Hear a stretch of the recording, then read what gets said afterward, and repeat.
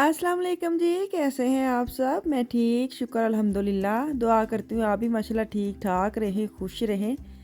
चलें जी बिस्मिल्लाह अच्छा, करते हैं। आपको और ये कितने फ़ान बच्चे साहब वैसे? को 2-3 दिन पहले मैंने बोला था इसको, हुँ, किसी ने बाल लगाया है। ये ਬਸ खड़ा ਸਾਰੀ था, ਗੱਲ खड़े ਇਹ ਹੁੰਦੇ-ਹੁੰਦੇ ਉਹਨੂੰ ਕਹਿੰਦੇ ਦੀ ਫੈਮਿਲੀ 'ਚ फुटबॉल ਹੈ किसी कोई ने ला ਨਾਲ दी था ਰਿਸ਼ਤੇ इसके बाजू पे और बड़ा ही खुश है कि मेरे पट्टी लग गई। सच्ची हाथ अल्लाह रोती रहम थी किड्डा बच्चियाँ चाऽ है कि मेरे बाल इतने वैंच खुश होया। है। और उसके ना ਅੱਛਾ अंदर से मौसी वो कह पुੱਛੋ रहे थोड़ा सा मांस कह ले, कोई हड्डी कह ले, थोड़ी सी उनको डाउट था कि लगा ही दे प्लस्तर ना, उन्होंने प्लस्तर लगा दिए। वैसे एहतियात ही ठीक है बच्चे के लिए, तो वो कह रहे थे कि 4 हफ्ते के लिए इसके लगा देते हैं ताकि ये ना फेस्ट हो जाए, कोई अगर हो भी तो मसला ज़्यादा ना हो। तो खैर थोड़ा सा उन्होंने बोला है हड्डी का आगे पीछे ना, तो बस दुआ कीजिएगा ये अपने ना कवर कर जाए 4 हफ्ते। बड़ा ही हैप्पी है कि ये मुझे हंस रहा था कि मैं फैमिली च पहला बच्चा जिन्हें सट लगी हाथ इसकी इतनी ज़्यादा लगती हैं, बहुत ज़्यादा इसकी चोटें लगती हैं ना, तो ये पहला बच्चा वाकई पहला बच्चा है जिन्होंने ज़्यादा सट्टां लगती हैं। तो बड़ा मैं क्या दुआ करते हैं कि अल्लाह ताला सेहत तंदरुस्ती दे। हैप्पी नहीं होते पर बच्चे है ना, उन्होंने बड़ा ਹੁੰਦਾ कि साढ़े सारा पता करनगे मेरा, मतलब फिर मैं सारे स्कूल ਵਿੱਚ मैं मतलब गिनिया जाना मजलूम बच्चा कि मैंने सट लगी है, या बाहर खेलने जाता सब पूछते हैं अब ठीक है अब ठीक है, तो बड़ा हैप्पी है ना। तो बस दुआ कीजिए जिन्होंने पूछा इसके बारे में, उनका भी शुक्रिया बहुत ज़्यादा, सब दुआ करते हैं। तो खैर बच्चों को स्कूल मैंने भेज दिया और मैं वापस आई हूँ किचन में, टी बनाने लगी, चाय बनाने लगी थी, टी की चाय बनाने लगी। टी तो मेरे बिल्कुल नहीं पी जाती, टी मतलब कि कावे जन टाइप ना। तो खैर 1 कप मैंने लिया पानी, इसके अंदर थोड़ा सा इसको मैं ना थोड़ा कोसा कोसा कर लूँगी, नीम गर्म करूँगी, लेमन डालूँगी, पहले इसको पीऊँगी। जैन जी मैं जाके बैठी हैं और ख़बरां मैं वेखियां ने आज पाकिस्तान की जो सिचुएशन है ना, सच्ची दिल इन्ना उदास है, तो यकीन करो अब आ जाएंगे सारे कि आप उधर बैठी हैं, आप इधर आके करें, जो उधर बैठे उनका क्या हाल कर रहे हैं आप लोग।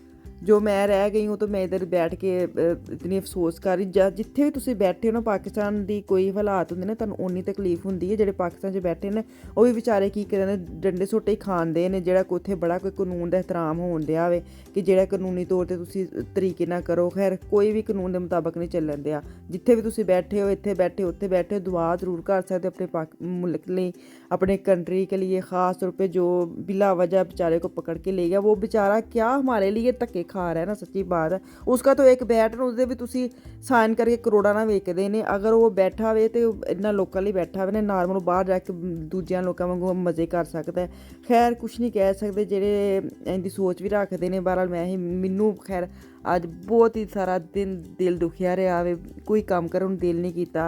लेकिन यह है कि घर दे विच कम्म ते फिर करने ही हुंदे ने। थोड़ी थोड़ी देर बाद आके खबरां वेख लईदियां सन ते चले जाईदा सी, ਇਹੀ ਚੱਲਣ ਦਿਆ ਏ। ਯਕੀਨ ਕਰੋ ਇੰਨੀ ਮਤਲਬ ਇੰਨੀ ਚਲੋ ਜ਼ਿੰਦਗੀ ਹੋ ਗਈ ਨਾ, ਕਦੀ ਇੰਦੇ ਹਾਲਾਤ ਨਹੀਂ ਵੇਖੇ ਕਿ ਇੰਟਰਨੈਟ ਬੰਦ, ਸਾਰਾ ਸਰਵਿਸ ਬੰਦ, ਕਿ ਕਿਸੇ ਨੂੰ ਕੋਈ ਕਾਨੋਂ ਖਬਰ ਨਾ ਹੋਏ। ਤੁਸੀਂ ਇਹ ਸੋਚੋ ਕਿ ਪਾਕਿਸਤਾਨ ਬੈਠੇ ਮੇਰੇ ਜਿਹੜੇ ਭੈਣ ਭਰਾ ਨੇ ਉਹ ਮੈਨੂੰ ਪੁੱਛਣ ਦੇ ਹੁਣ ਕੀ ਹਾਲ ਹੈ, ਹੁਣ ਕੀ ਹਾਲ ਹੈ, ਹੁਣ ਕੀ ਚੱਲਣ ਦਿਆ, ਕਿ ਉਹਨਾਂ ਕੋਲ ਵਿਚਾਰਿਆਂ ਕੋਲ ਕੋਈ ਖਬਰਨਾਮਾ ਹੀ ਨਹੀਂ ਹੈ ਕਿ ਪਾਕਿਸਤਾਨ ਦੇ ਖਬਰਾਂ ਵਾਲੇ ਜਾਂ ਮਤਲਬ ਜਿਹੜੇ ਇਲੈਕਟ੍ਰੋਨਿਕ ਮੀਡੀਆ ਉਹਨਾਂ 'ਤੇ ਵੈਸੇ ਹੀ ਵਿਚਾਰਿਆਂ ਨੂੰ ਬੰਦ ਕਰ ਛੱਡੇ ਨੇ ਕਿ ਤੁਸੀਂ ਵਾਹ ਤੁਹਾਡਾ ਵੀ ਇਹੀ ਹਾਲ ਹੋਣਾ। ਕੋਈ ਹਾਲਾਤ ਨਹੀਂ, ਬਸ ਇਹੀ ਕਹਿ ਸਕਦੇ। ਦੁੱਖ ਹੁੰਦਾ ਵੇਖ ਵੇਖ ਕੇ ਬਹੁਤ ਜ਼ਿਆਦਾ।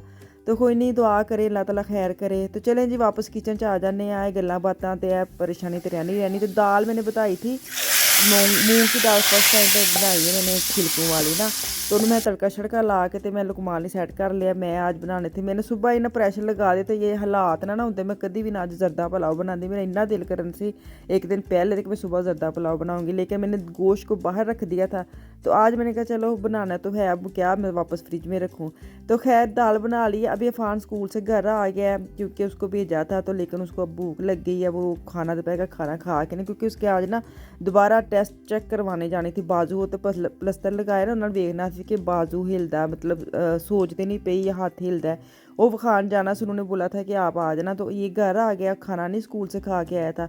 तो मैंने कहा चलो कुछ जल्दी से सैंडविच बना दूँ, टाइम भी थोड़ा था। तो मैंने कहा खाना बनाने में तो ये खा ले, जो हो के वापस आएगा तो फिर इन्हों मैं खाना दे दाँगी प्रॉपर। तो इसको मैं बिठा रही थी कि आ जाओ खाना खा लो। खैर इसको मैंने खाना दे दिया है। तो अभी मैं चलती हूँ वापस किचन। आज किचन में ही मतलब मेरा टाइम लंघेगा।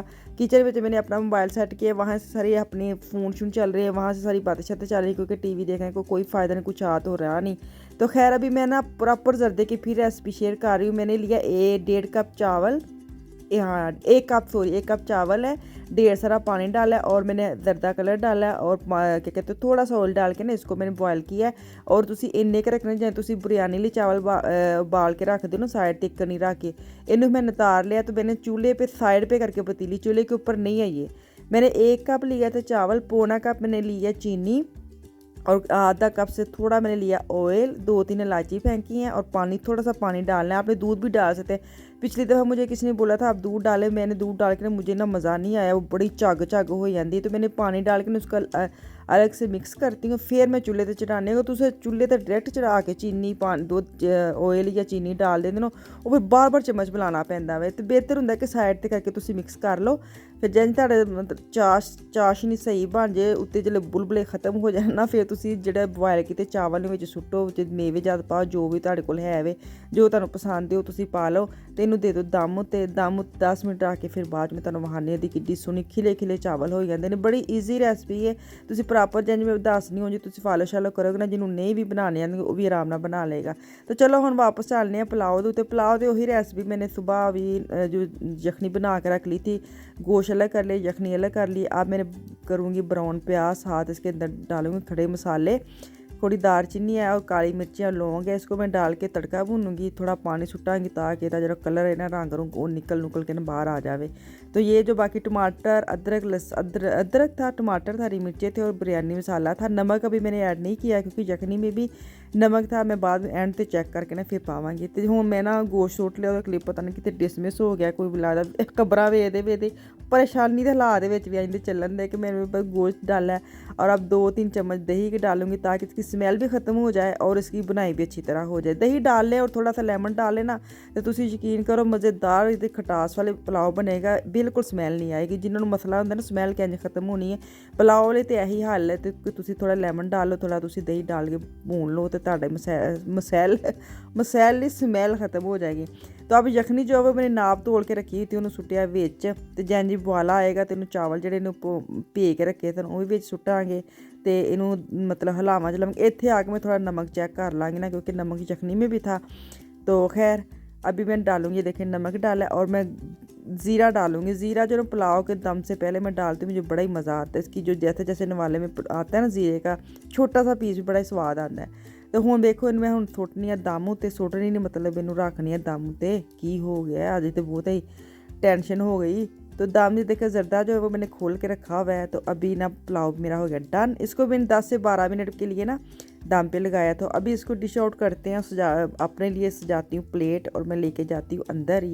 कल मैंने स्टोरी लगाई जर्दा पुलाव की, तो कहते बाजी तुसीं पहले इन्नी परेशानी खबर लाते हो, बाद जर्दा पुलाव खाना आ जाता। तो मेरा हासा निकले, मैं क्या हुण की करिए, ढिड लगा है, खाना तो है ना।